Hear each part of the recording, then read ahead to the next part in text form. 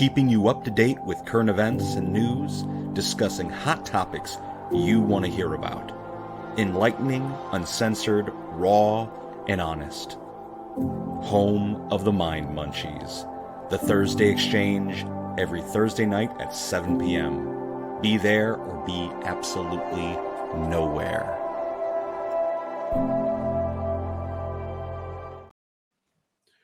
Well, hello again, world. Hello. What is up? Today we are going to be focusing on the economy and staying creative, okay? This episode of Dollars and Cents, okay, for the Thursday Exchange. So we are going to get into this right away. So all three of us, we can relate. This is a very challenging time, yet also a very free, open time to be creative with the economy the way it is. So many fellow artists like ourselves, they're waiting for the perfect budget to do their projects. And a lot of time that perfect budget does not come. You know, I don't know how many Indiegogo or GoFundMe campaigns I see floating around Facebook or other social media things throughout the years that the goal is like, you know, $50,000, $100,000, and the person makes, you know, $1,100. Yeah. And unfortunately, how do you create the content that you were intending to make with $1,100 when you needed 100,000? You're not going to be able to. However, maybe you can pull back a little and think about the things you can do with that $1,100 to maybe make your vision work or do something that will work. For me, a lot of times I have these really ambitious ideas on paper. And then when they come to life, before they come to life with film, I see the money that I'm going to get or that I know that I can come up with. And I'm like, how do I make this work with what I have? And sometimes it works. And sometimes I'm just a little too ambitious. I don't know how you guys feel about that, but like there's some things you just can and can't do with certain budgets, but you just got to know the right thing because now things cost more than ever. And we talked about this in our very first episode of this season. We were talking about time is very valuable nowadays because of the economy. People are working 2 or 3 jobs to pay their bills. And so every moment they have to give to you, sometimes they either need to be compensated or it has to be worth their time. So jumping right into it, guys, how do you feel about that? Like as a creative now, Stefan, what do you feel with this economy makes it the most challenging? For me personally, it's getting to the time where I really need to update some of my gear and get some of it repaired in order to do the optimal job that I want to do. And right now, I just gotta wait until that money is available in order to do that and make do with what I have. So it means that I unfortunately do have to turn down jobs sometimes because I know that even though I have the ability to do the job, my equipment is not, you know, it's not where it should be for that level of expertise. And so I'm saving up to get some new stuff, but you know, there are other ways that I can still be creative. Because I do so many different types of art, it really becomes down to just trying to think outside the box all the time. I'm a big believer in repurposing things and MacGyvering things out of other pre-existing objects that you either own or find or salvage, because if you really get creative with it, you can make just about anything out of other bits of stuff that you already have. But there are certain limitations like actual gear. That is a big challenge. You just brought up a good point though. You have your mind focused in like with the photography and stuff like that, or even the video work. However, as a creative, you found a different avenue to keep yourself going and motivated and driven while still knowing your goal in the future. You know, I'm never telling people, because like a lot of times, you know, you have conversations with people and you tell people like the right time. Maybe this isn't the right time. I'm not telling you to drop your dreams, but if you don't have the materials, the equipment, the money to do something, that doesn't mean stop. Maybe you can work on something else that helps also tell your story or vision, Like for me, I don't know if it's the same for you guys, but I just have like an insatiable desire to learn and experience and create new things. And like I don't part of it is just because of like who I am. I like to be out and doing things and keeping myself occupied, but I find almost as much pleasure in like watching a documentary or learning something as I do as making a piece of art. It's about experiencing new things and trying new avenues and trying to perfect the ways that I've done things before. And it's if you have that kind of an outlook and you turn it towards like what other artistic hobbies could I have or what other venues could I put this into or avenues of focus, you can really accomplish a lot. Yeah. Kind of vague, but like, I mean, we all do multiple things. Like I do photography and video, obviously, but I also do this podcast with you guys. I do painting, photography, like pottery, wood carving, all this sort of stuff. And so there's bound to be something that I can afford in that list of things. But even the things that I can afford, I still need supplies for. And that sometimes means like literally going and rummaging through like construction sites and saying like, hey, can I have this pieces of scrap wood? Just but yeah. A couple steps above thing, I guess. But yeah, I like the whole just kind of like cutting corners, when it comes to like the economy, like my personal economy, like when I think about my own life, my own personal like financial situations on top of what's going on in the world today, being, I've had all these surgeries done in the last, 6 years, my personal economy kind of crumbled around my feet. Bottom line, it did. And nobody's come to save you. Like nobody's coming, everybody has their own life to take care of. And I realized even for my own mental health that my passion is my art. It's the things that I love to do, my creative side. I love writing. I love poems. I love writing music. And something new within the last year was doing this podcast that I actually do on top of this one. But that started with nothing. It was going in the basement, literally, and digging up my equipment. It was dusty. It was in the basement of actually, it was in the garage at first, and then I moved it, trying to get inspired. So I moved it and set up a studio in my basement of my home, and it sat there getting dusty. Depressions and everything else started like really sitting in. It did, my health was like shit. Bottom line, it was in the dumps. And I remember, I talked about this a little bit. I went to Charlie's house, and Charlie's like, "Man, you just got to do it. You just got to do it." So, I mean, that's literally what I did. I remember coming home and I went and unburied my stuff. I went and got it, unburied it from my basement. I moved the location, which helped a lot. Location sometimes is everything when it comes to getting yourself motivated sometimes. I felt like I was in a dark, mildewy place inside. You know what I mean? At this dark corner of my life, and I was in a basement. So I had to move it from that basement somewhere more fresh, somewhere more, cleaner, and it just felt better. But this is just the passion kind of started growing. And then I realized financially, I was not good. You know what I mean? I didn't have the finance. I'm not working. I'm not doing anything to get the finances.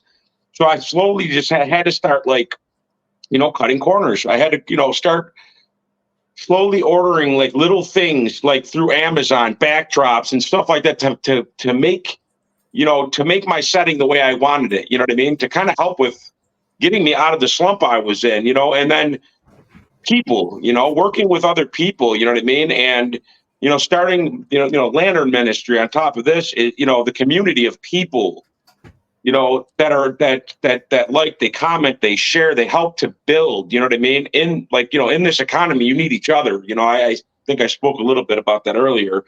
We need one another to help each other to grow, like in this economy, especially for artists. It's hard to do it by yourself. Most of the time, even if you have a great economy, you need help, and I rely heavily on help, when it comes to my podcast, for sure. When it comes out, getting the message out, I think it's very important, we have one another to kind of lift us out of these places, because we all are trying to express something. Everybody has that passion of something inside, and we all can kind of connect in different ways to help each other out. Yeah. It's kind of interesting you brought that up, because it brings back another episode. We talked about the dream team and how, sometimes having a dream team helps push you, but also people that support you push you. They inspire you to do things even when you're not feeling it. Because a lot of times when you're dealing with, we talk about the economy, we're talking about what you can afford, what you can personally afford to do. So a lot of times we have to look at our work from as an outsider and think about what, like you said, cutting corners. You think about, how am I going to do this project with what I have? Yeah. And is it possible? And, going back to what I said before, I'm not telling artists to, cut your idea out, don't do it. What I may be telling you to do is hold that idea for the right time, because right now might not be the time for a feature film. Maybe right now you have the budget for a short. Maybe right now you have the time to start brainstorming and getting your team together, because a lot of people jump into projects. They dive right in, dive right into these projects. And I'm talking about film. They dive right into these projects without spending that effort in pre-production.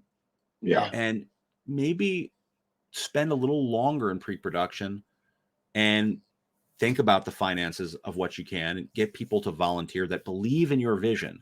Same thing we talked about, teamwork and having people that have your back, because if it wasn't for you both, both of you on this podcast and everyone else I've ever worked with that has volunteered their time and efforts with my work, I wouldn't have award-winning films under my belt. It is because of people like you both that I have that, and I'm forever grateful. But it wasn't easy. It wasn't overnight. It took a lot of working with, people that that didn't believe in my vision.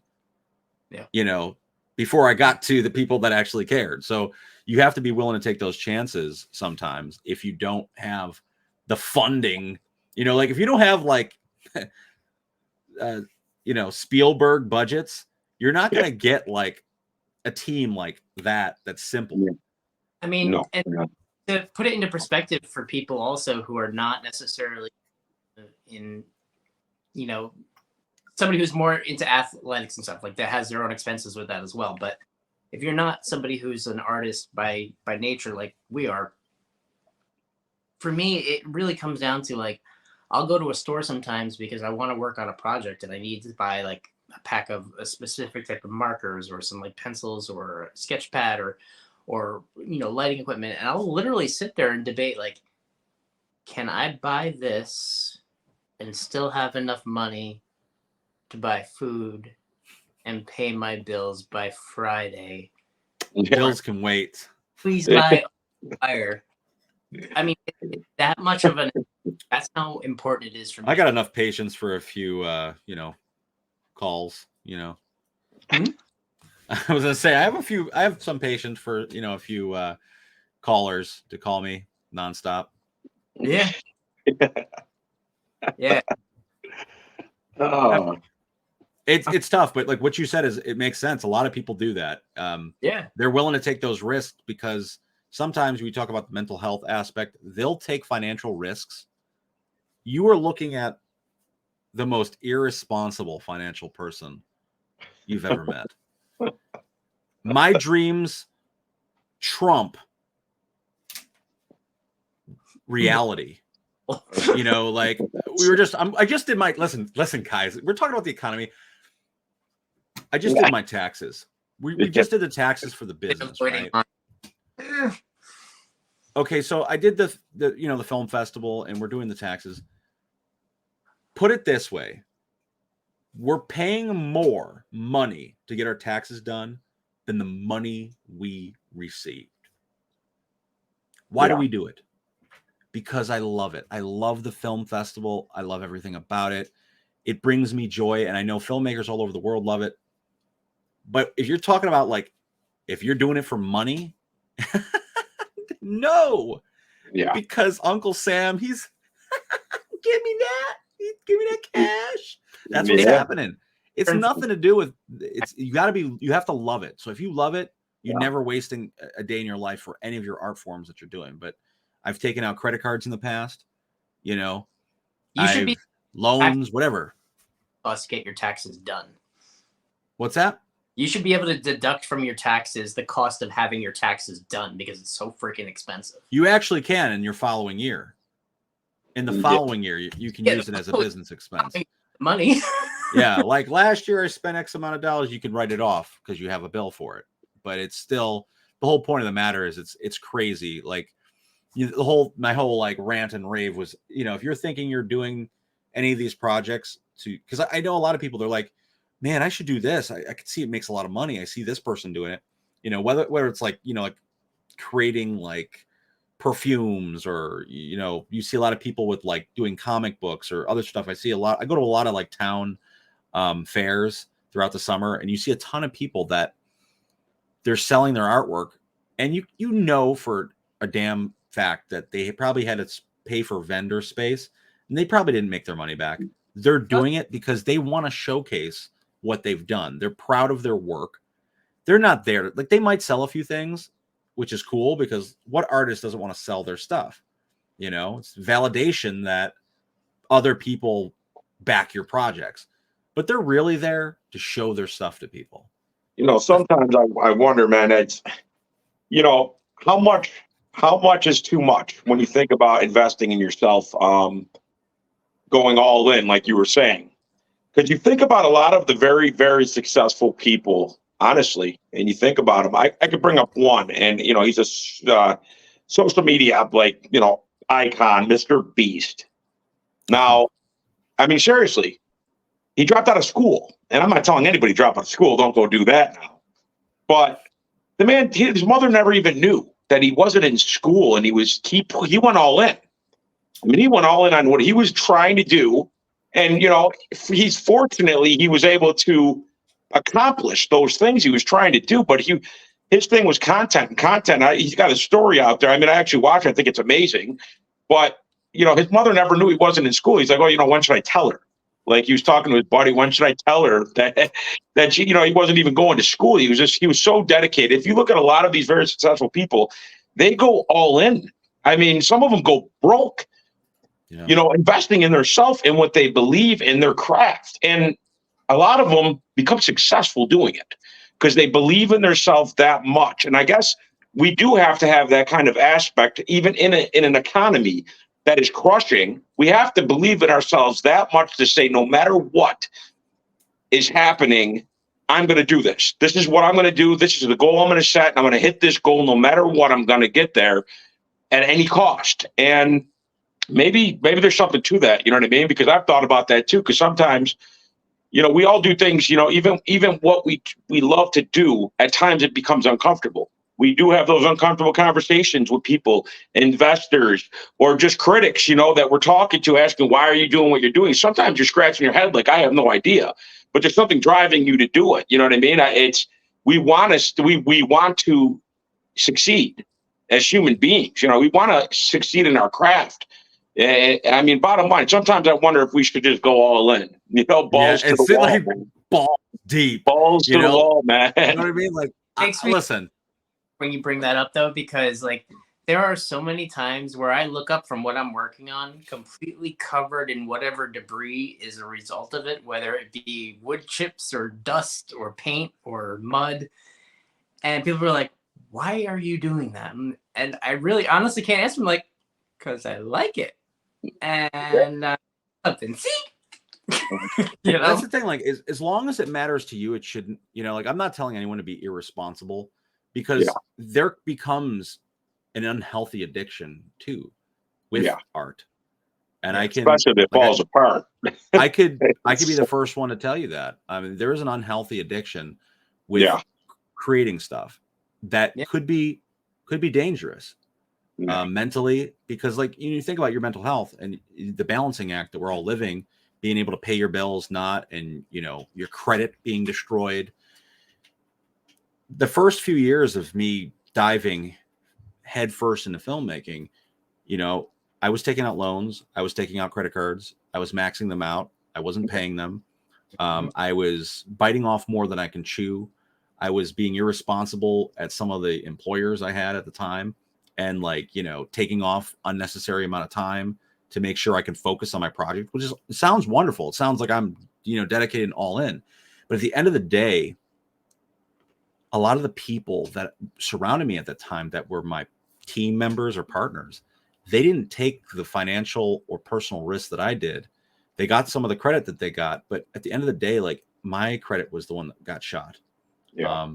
My personal, you know, like, and it's a lot harder. People don't really tell you the importance of like self-care, you know, like that is why we all of us creators, we want to go above and beyond.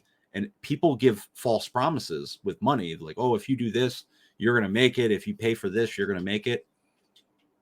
No, at the end of the day, do what you can do with that limited budget first before you ever put a penny in. Because when you put that money in, a lot of times you're not going to get it back.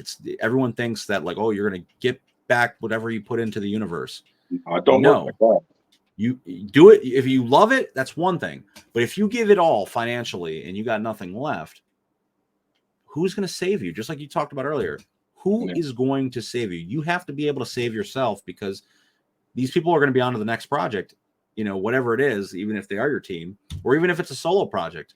You know, you could be writing a book, and I've seen it time and time again where people go through re-edits like 5-6 times and they go broke. They don't think of other avenues of editing, like trying it themselves, That's, you know, going through different options. Part is like when you start to obsess over it being perfect and you just keep on doing it and doing it, and to the point where you ruin yourself. There are artists who are like that. Yeah. Yeah, it's good. That's a fine line too, man, because we're our worst critics, man. You know, so when we're creating, you know, we're putting stuff down, and you know, me, I'll drop it anyways. Like I will, because I'll give the good, the bad, the ugly, and probably to a flaw. There's certain things maybe I shouldn't drop, but I do anyways, just to get it out there. And sometimes I don't know if it's a good thing or bad thing. I'm trying to build the content until I do get it right. You know what I mean? I guess that's my angle on it. That you're gonna witness all of it. You know, I mean, all of us, really, all of us. I'm sure that we've had movies, you know, you've had movies you don't like as much, or you have art you don't like as much. You know, I have music I don't like as much, you know what I mean, that I still let loose out there. And people kind of get to see you prefer, you know, artists do it all the time. You know what I mean? If you listen to some artists from back then and you watch them grow, you know what I mean? You watch their craft grow, actors and everything, you'll see them progress and get better and better and better. I guess, you know, there's something to showing it all, you know what I mean? Kind of giving the viewers it all. Give them your bad art, your good art, you know, bad movies, good music, bad music, you know, giving them it all, putting it on a platter, and just doing it, and don't give up doing it. Keep doing it. You know what I mean? Until you get it right. You know, that's huge. And that's the thing too, when you said get it right, going back to the point, make sure what you're doing, you can do to the best of your ability with the resources and financing you have. Yeah. You know, for example, let's say you're about to release an album and you have like, you really wanted this 20-song album. However, you can get it mixed and produced for only 6 songs right now.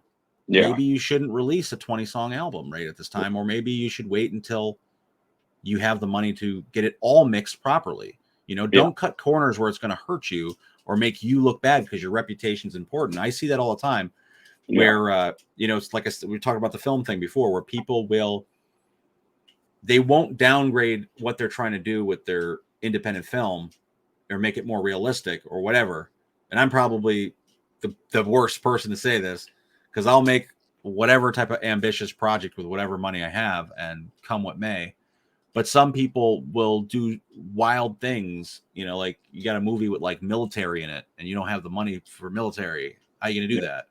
It's going to look bad on you, but people, they want their story told in one way or another, and they go for it. So, you know, and if it works for you, that's fine, you know, but know that you can still be creative without the thing. So like kind of shifting gears a little bit here, because I know I have. Limited budget has transformed me in a way, being more careful with money. I have evolved in different types of ways creatively that I would have never believed. So I want to kind of like open up, like, with you, Dan, like what, being a little more frugal with money, how has that helped you get more creative or like kind of think outside the box? To be honest, man, I mean, I've always loved music. I always loved writing music, but I've never been one to mix. Never. It was difficult back then, especially on the tape decks. Back then on the tape decks, to try to get things right, your sound right, it was super difficult. It still is. And trying when it comes to finances, I just don't have the finances to hire an engineer to mix my music. So it's actually helping me a bit because I'm learning how to do it myself. You understand? Like I'm learning how to be able to mix my own music on my own.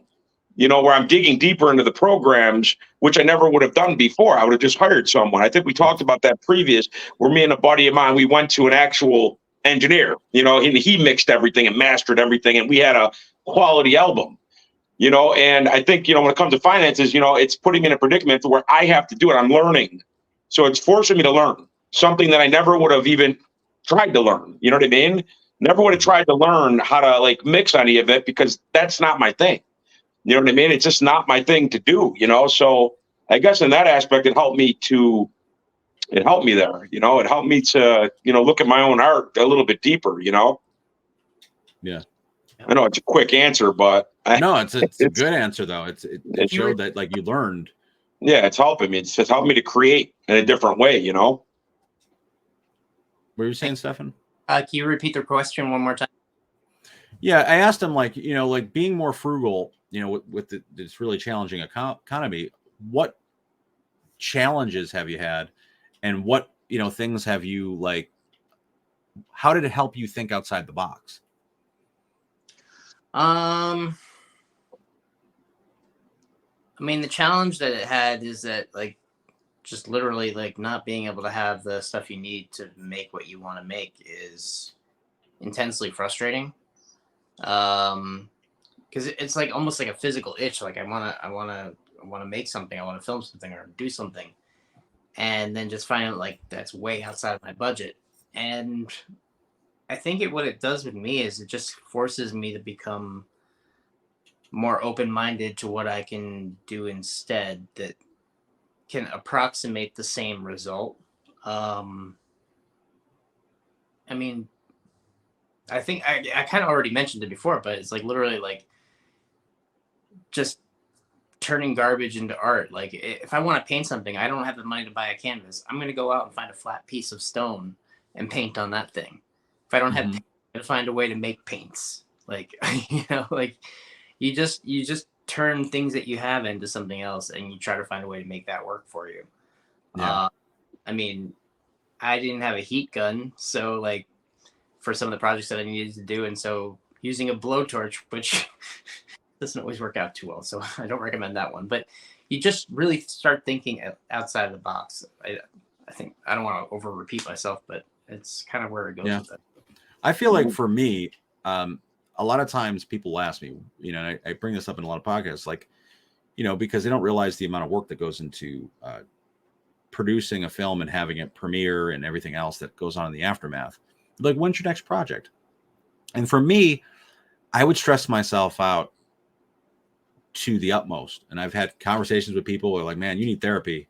Like, you're stressing yourself out. And it's like, because it's a lot of money. It's a lot of effort. So what I've found myself is there's other creative avenues that I can dive back into that don't really cost me a whole lot of money. And that's storytelling and writing.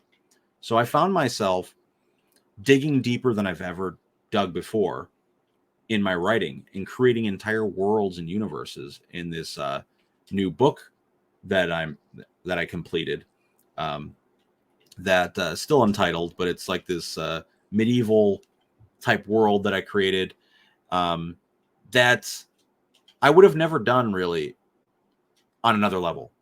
I did it for this because it's like you have the opportunity now to tell a story that you wouldn't have been able to tell, like if in a film, with a budget. You know what I mean? You'll be able to do this, create castles, create armies, create creatures that don't exist.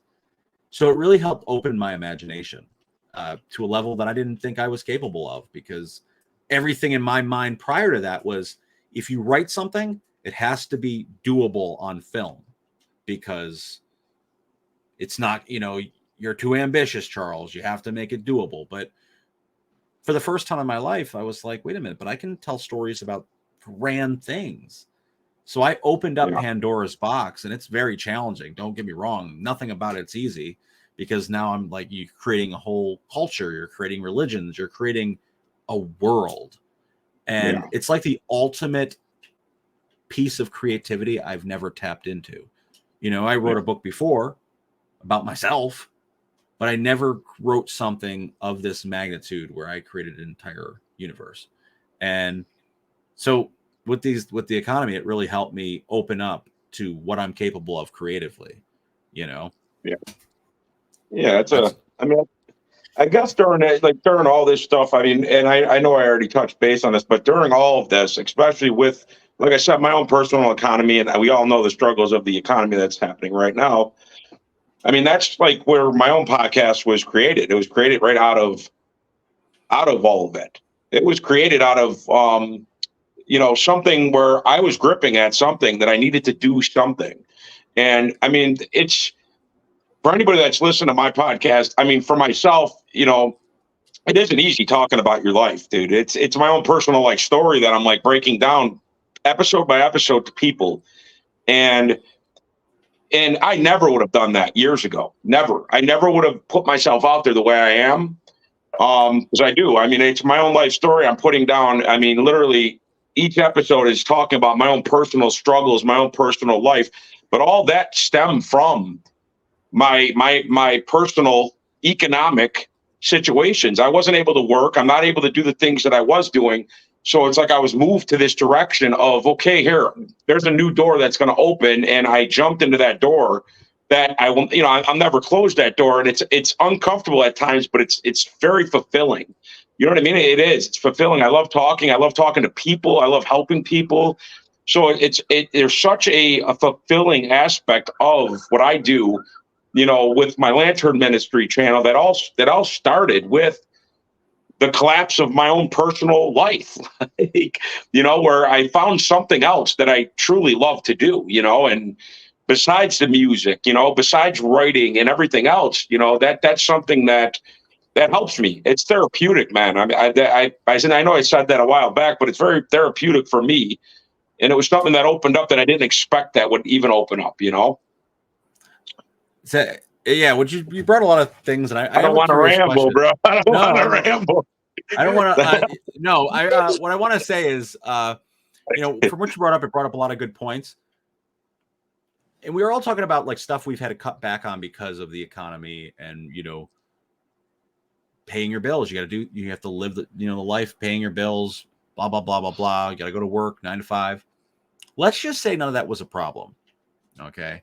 And for both of you, both can answer it in your own way. Let's just say you were given the ultimate budget, right? You were given ultimate funding with no questions asked. We're going to fund it. What project would you work on? Go ahead, Steph. I went for a little bit. I want you to start this one. Well, I think if money were completely outside the question of if I could do whatever I wanted, it would have to be something to do with either a travel or natural documentary, being able to be behind the scenes as the photographer. I don't need to be Steve Irwin going there and attacking the animals, but I want to be the guy taking the pictures and filming and doing it. I want to be the one on audition. I don't mind being in front of the camera. That doesn't bother me. Obviously, we're all in front of the camera as it is. None of us have a lack of words to spill our faces, but to have, travel expenses paid to go to all these areas that most people don't get to visit in their life, and then just be able to share that through the images that I take. that would be one thing. I think the other thing would be I would want to do another movie, but really like have it like over the top, like hundreds of cast members, like just like giant production. That would be another thing that I would love to do. Yeah, that'd be awesome. Yeah. Go ahead. What about you? Oh, you're asking me. No, Charlie, yeah. What about you? Oh, about me? Well, I'm kind of there with Stefan. I've always, like, for example, like with the new book, it's very ambitious.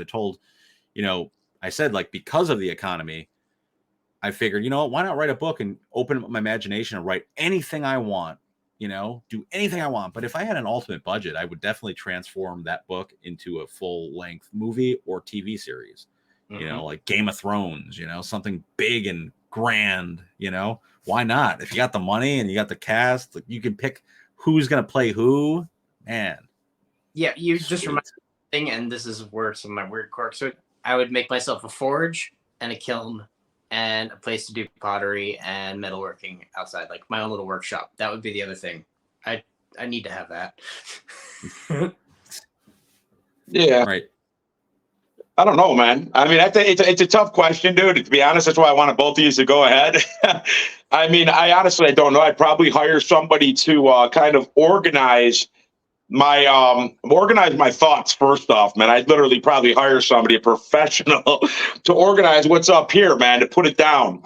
I would probably go the route of hiring, a couple therapists. But no, I'd probably do that. But I'd probably, go the route of hiring, the proper studios.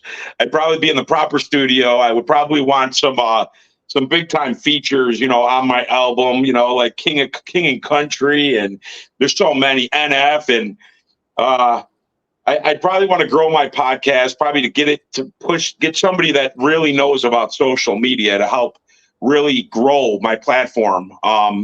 This platform, all of what we're doing to grow it. Because I am not a social media guy. I don't think any of us are. We're trying here. But I think to grow it and to really get it to grow, somebody that knows a lot about the algorithms and just how this whole thing works, you hire those kind of people. That's why I said I'd get somebody to, hire my brain to work over my head. But yeah, I wasn't trying to trump you guys here. I was just trying to, because everyone talks about, like, it's true. It's true. For that master budget. They want that master budget to create something. So it's also great though, because you guys have goals for what you want. That's a great thing to have a goal. Yeah. But what he said also is really important about mastering your brain. Like, I run into the same problem. I don't know about you, Charles, but like, I'm a little bit ADHD. Like, I'm a little like short-term memory of like, or of a stupid squirrel. Like trying to cross the road and be like, which way am I going? Run over by a truck. Being someone to be able to delegate some of those things that we do struggle with as creatives, like, you're very focused, Charles, on getting things like planned and done and all the back end stuff. Like, you're very good at a lot of that. Me? I'm good at like winging it. I'm not really good at all that other stuff. And that's the thing. That's too, like, for example, like, people don't realize what goes into making a podcast. Yeah. Yes, we just have an open forum conversation. Typically, before we go on a podcast, we have an outline. We talk for 45 minutes. We break down before we even have this conversation. So there's a lot more that goes into it. So you guys, some people are really great at improvising and going with the flow. Yeah. Not so much me. Like, what do I say next? What do I do? I'm not one of those actors, like Curb Your Enthusiasm is like 90% improv and 10% script. Yeah. I would be terrible on the show. I wouldn't be funny. Those guys are brilliant on the spot comedians. Me, I would be like as flat as I need to study my lines to get good at them, and understand the words coming out of my mouth. I can't on the spot. I'm not one of those guys. But, I don't know what that has to do with the money, but you're probably, I mean, the thing is, you never know if you are or not, man. That's the thing, man. Because I'm not. I got to have everything, it seems, written. Dude, I pick my brain, dude, days and days, it seems. Before I drop anything, I'm in my head. severely in my head, man. And then I'll come up with something, but it's all improv. Yes, I've thought about it for days, but I don't got nothing down on paper, and I just go. And sometimes it can be long-winded, but I still get the point across. I think you could too, man. I don't think everything's got to be in your face. No, I just feel sometimes you wing it.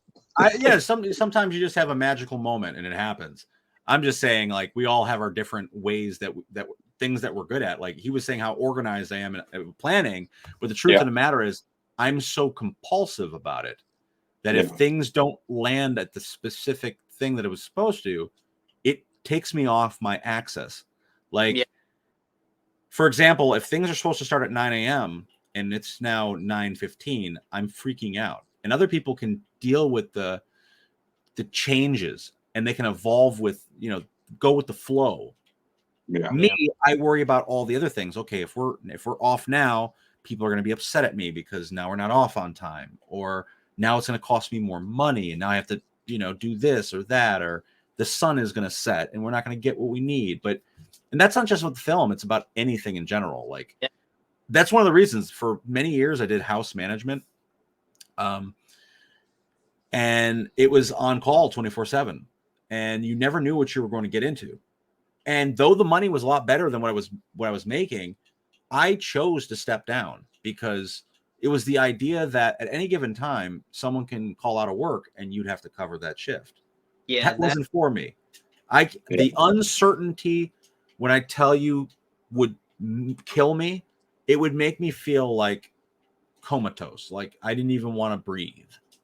Or like panic attack, because that's what happened with an old job. When I used to work at the nursing home, I would go to work every day and, you're supposed to be there for an 8-hour shift. And they try to entice you by saying, look, in that field, you get mandated if somebody calls out, which means if you go home after somebody else called out and you're being told that you're the one who has to stay, it's considered patient abandonment. And you could lose your job. You could also get in trouble if they really wanted to legally, or at least lose your certification.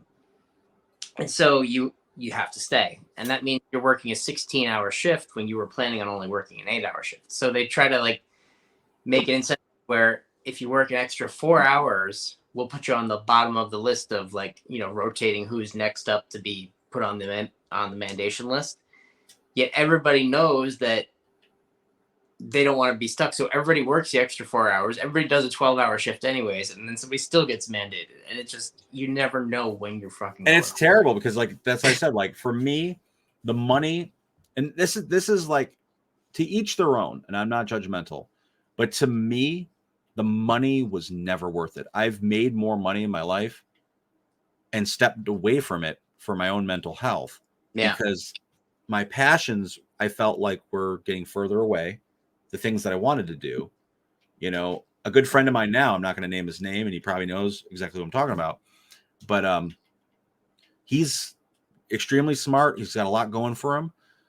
And he seems so miserable when I talk to him. He's, got a great job, whatever, and a life around him cosmetically. But the idea is his job is so overwhelming that it's taking away from his passions and where he wants to be beyond that. And sometimes, we make those choices. We talked about it in our first episode a lot, where people are choosing money because they have to pay their bills. And, if you got a family and stuff, we no longer live in a time. I was talking to Dad and, he's talking about the olden days of the one income households and, where you can, husband goes to work 8 hours, comes home, pays all the bills, wife take care of the kids. That is days of the past, unless your husband is wealthy. In certain states in the United States, that's totally impossible. Living as a partner is a hell of a lot tougher financially than living with a partner, I think. I mean, I could be speaking wrong on that, but I feel like not having somebody to share that burden with you financially of where you live and what you eat and things that you do, that's tough. There's sacrifices. And we talked about it too. There's sacrifices. You can do whatever you want whenever you want. No one tells you no. There's a sacrifice the other way around. But like I said, it's just the same thing with me. You make your choice. If you want to be financially stable and, you're not working the job or you're working that job that you might not like, but it's paying your bills, you're going to stick with it. And people out there listening to this podcast are probably like, well, you choose where you work. If you want to pick up a trade or go back to school to find something, and it's not as easy as that sounds. No. Yeah, just go pick up another trade. Yeah, no. Okay. Go back to school. Learn something new. That sounds great too, and people do that.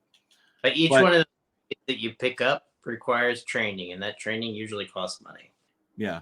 So you got to remember, well, there's only so many certifications you can do before you're finally just becoming a professional student. Yeah.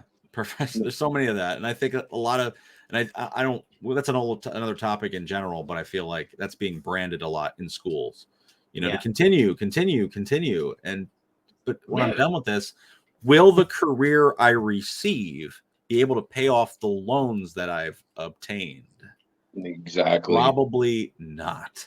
You might want to for a different degree and then pursue that thing that you were originally thinking about on the side, because it's going to be very hard.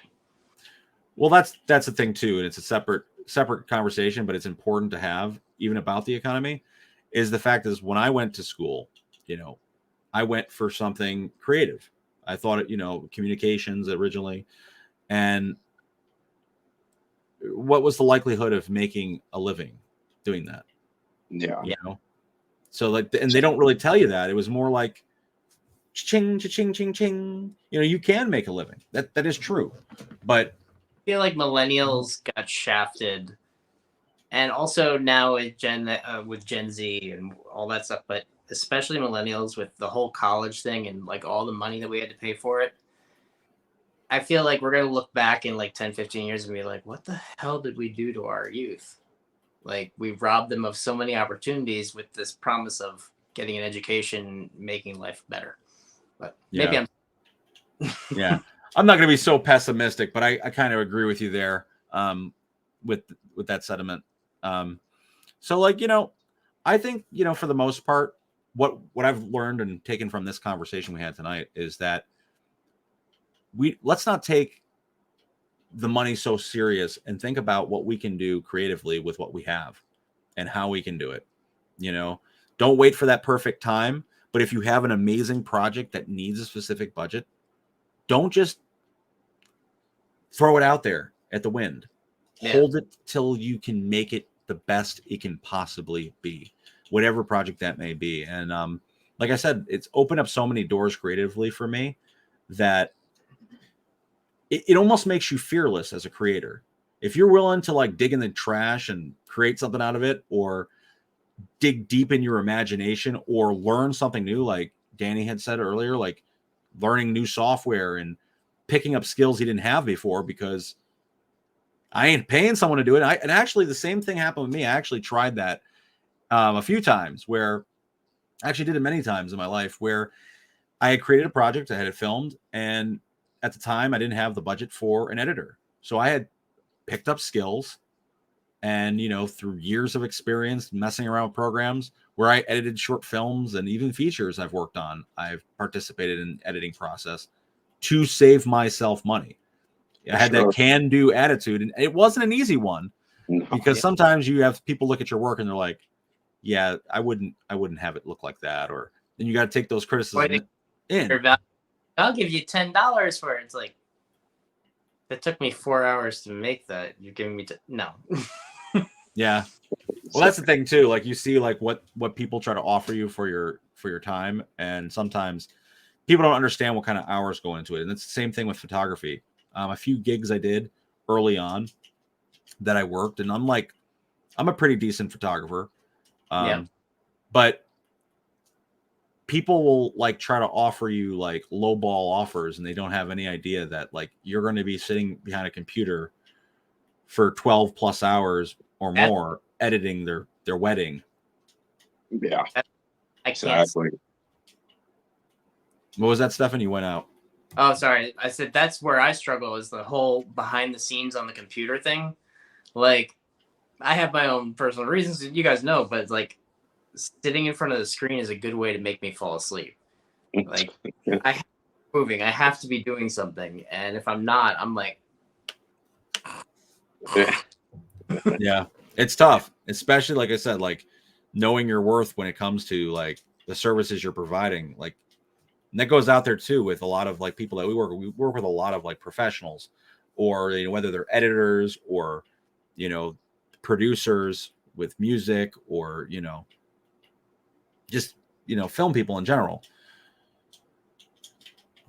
Knowing your worth on that, but being reasonable at the same time, but like not getting totally shafted. If the project's worth it for you to volunteer for free, that totally do it.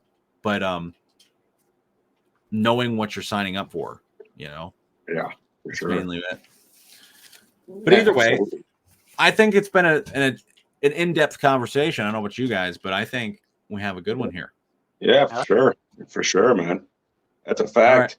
That's it. Now, time for a nap. All right, guys. Peace out. All right, guys. Night.